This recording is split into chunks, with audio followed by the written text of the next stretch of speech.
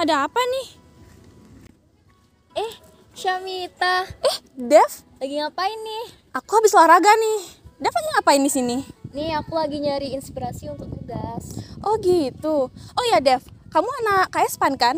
Kamu tau gak sih tanggal 1 Desember tuh ada apa? Soalnya banyak banget nih yang bagi-bagiin bunga mawar sama pita.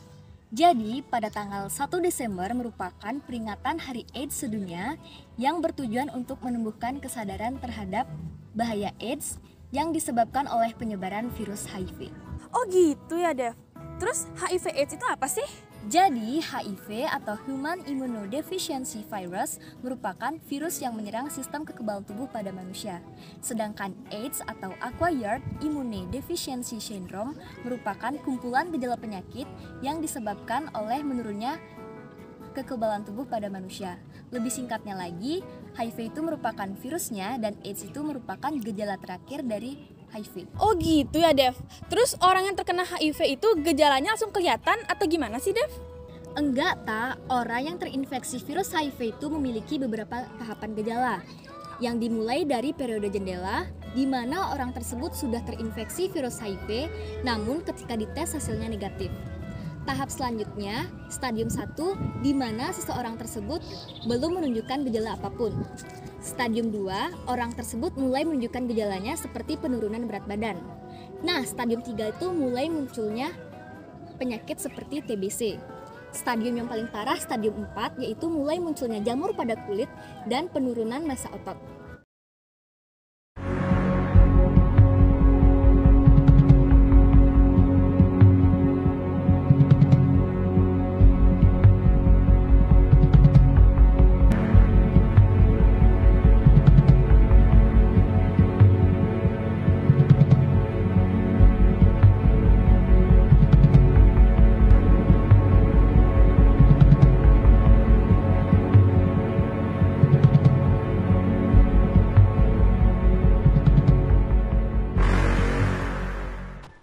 Jadi, tadi kan kita sudah membahas pengertian umum HIV/AIDS dan gejalanya. Lalu, bagaimana HIV itu dapat menyebar dari satu orang ke orang lainnya? Nah, seperti yang kita lihat tadi, di mana si penderita HIV melakukan hubungan seksual tanpa menggunakan kondom, baik itu homoseksual ataupun heteroseksual. Apalagi bila si penderita HIV sering bergonta-ganti pasangan. Itulah yang mengakibatkan penyebaran virus HIV semakin meningkat.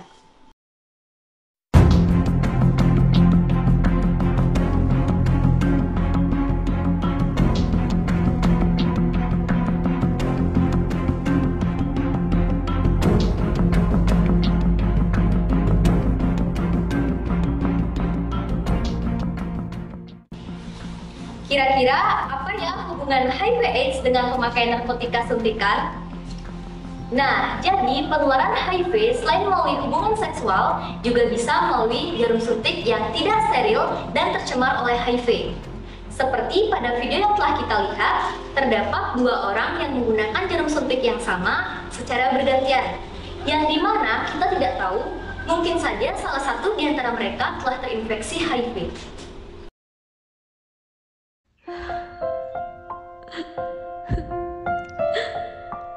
Aku positif HIV. Gimana nasib anakku nanti?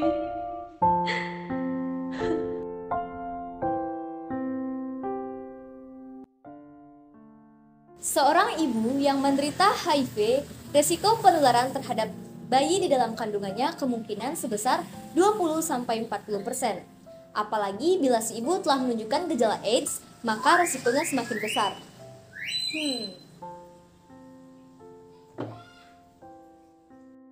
Lalu, apakah semua perempuan yang menderita HIV takut hamil karena dapat berdampak pada bayinya?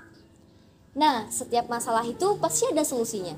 Jadi, buat para ibu yang menderita HIV sebaiknya menjalani rangkaian prosedur yang disebut dengan Prevention of Mother-to-Child Transmission, yaitu cara pencegahan dari ibu yang positif HIV kepada bayinya. Dengan cara yang pertama, meminum ARV untuk menekan jumlah virus yang ada dalam darah ibu. Yang kedua, melakukan persalinan melalui operasi sesar. Dan yang ketiga, tidak menyusui bayinya.